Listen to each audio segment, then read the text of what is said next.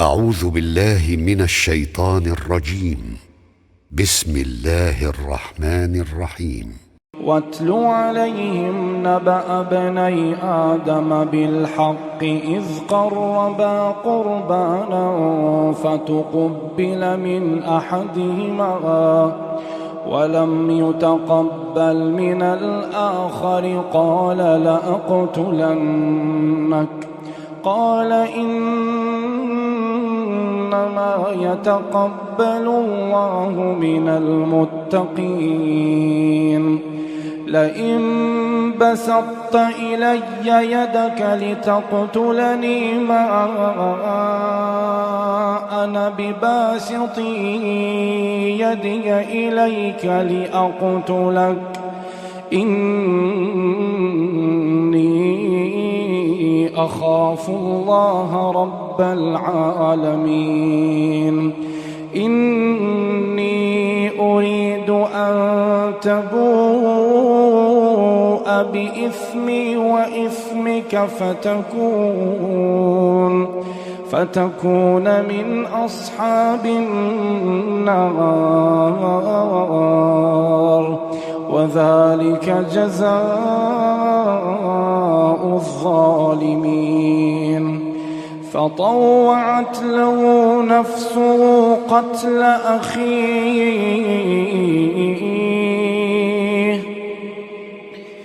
فقتله فأصبح من الخاسرين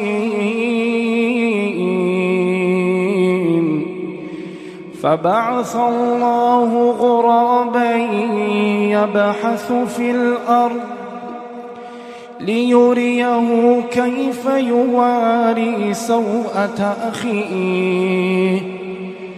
قال يا ويلتى أعجزت أن أكون مثل هذا الغراب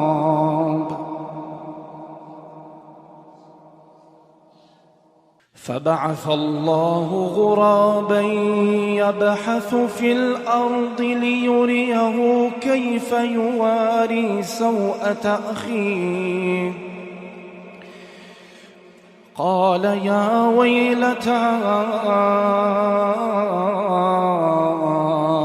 أعجزت أن أكون مثل هذا الغراب أعجزت أن أكون مثل هذا الغراب فأواري سوءة أخي فأصبح من النادمين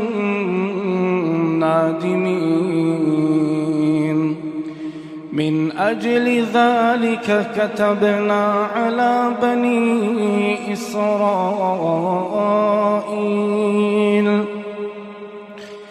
أنه من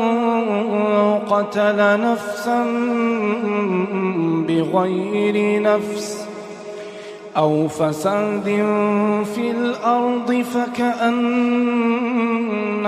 قتل الناس جميعا ومن أحياها فكأنما أحيا الناس جميعا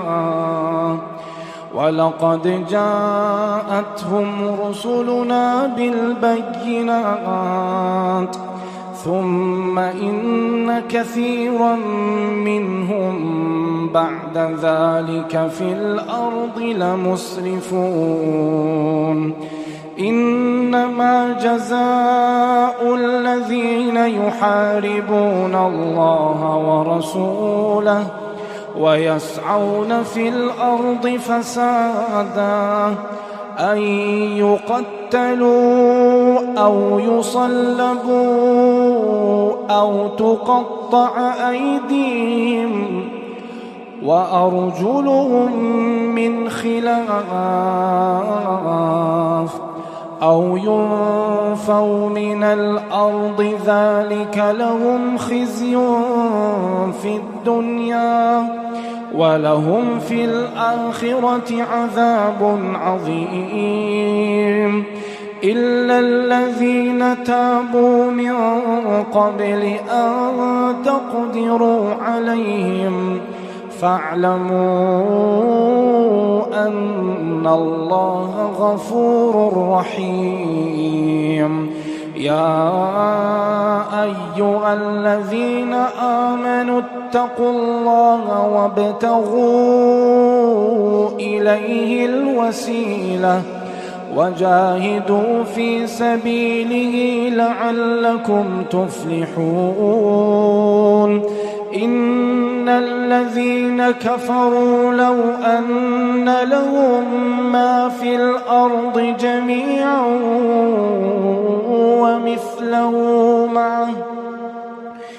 ومثله معه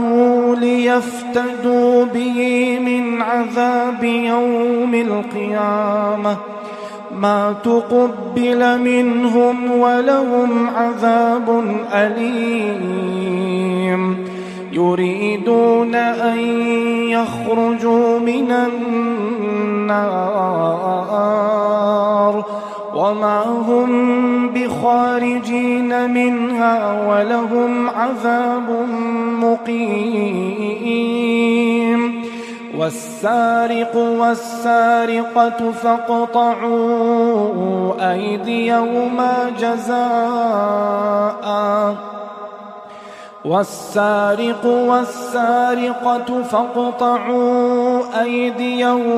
جزاء بما كسبا نكالا من الله والله عزيز حكيم. فمن تاب من بعد ظلمه وأصلح فإن الله يتوب عليه إن الله غفور رحيم. ألم تعلم أن الله له ملك السماوات والأرض يعذب من يشاء ويغفر لمن يشاء والله على كل شيء